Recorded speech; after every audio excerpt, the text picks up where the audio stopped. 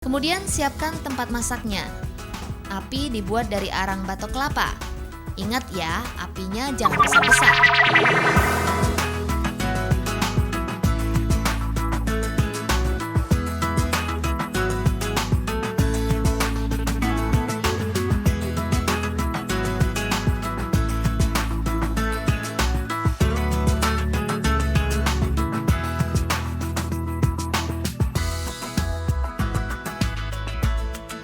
Mau makan nasi yang sedikit berbeda?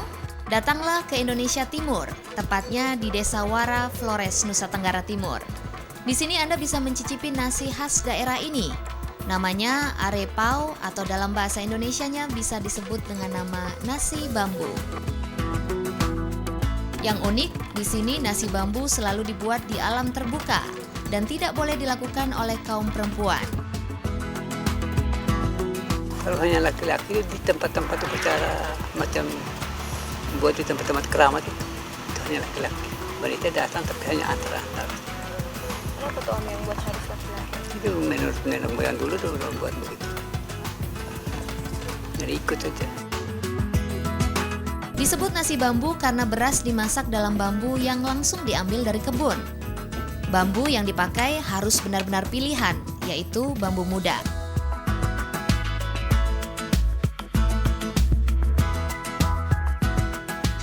Maksudnya supaya kita bakar itu dia jangan hangus dan rasanya enak.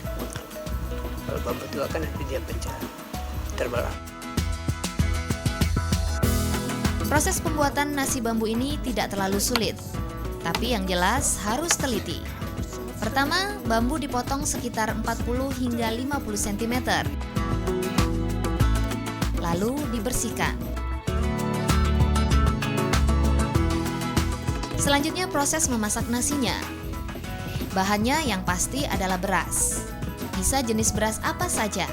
Tapi memasak beras ini harus menggunakan santan dari kelapa tua, supaya santan yang dihasilkan lebih banyak dan kental. Kelapa diparut dengan menggunakan regu, alat parut tradisional. Proses ini dinamakan keru.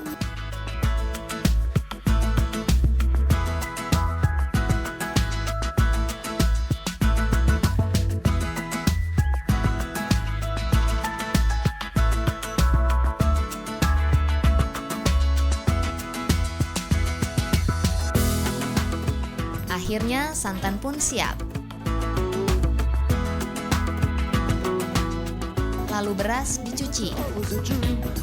Nah, selanjutnya dicampur santan dan dimasukkan deh ke dalam bambu.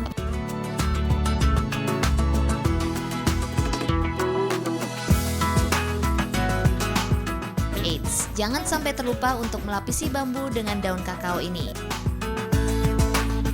Daun itu maksudnya supaya waktu kita belah jangan melengket di bambu. Kalau tidak ada daun, dia lengket di bambu. Jadi kalau dengan daun kita belah dia tetap bulat.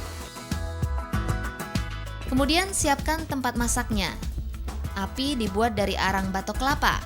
Ingat ya, apinya jangan besar-besar. Posisi bambu pun harus diletakkan agak jauh dari api. Alasannya jelas, supaya nasi dan bambu tidak gosong.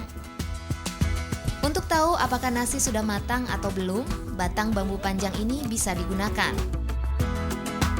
Kita sudah tahu karena ada alasan patok satu di dalam itu, ada satu patokan di dalam itu. Kita angkat dia sudah keras, oh berarti sudah masak. Kalau kita angkat masih longgar itu belum. Kita angkat sekalian dengan bambu sekalian, nah sudah masak. Setelah setengah jam, akhirnya nasi bambu pun matang dan siap untuk dibawa ke dalam rumah. Untuk menyajikannya, nasi dalam bambu harus dikeluarkan dulu dong. Cukup repot juga sih, karena bambu harus dipecahkan.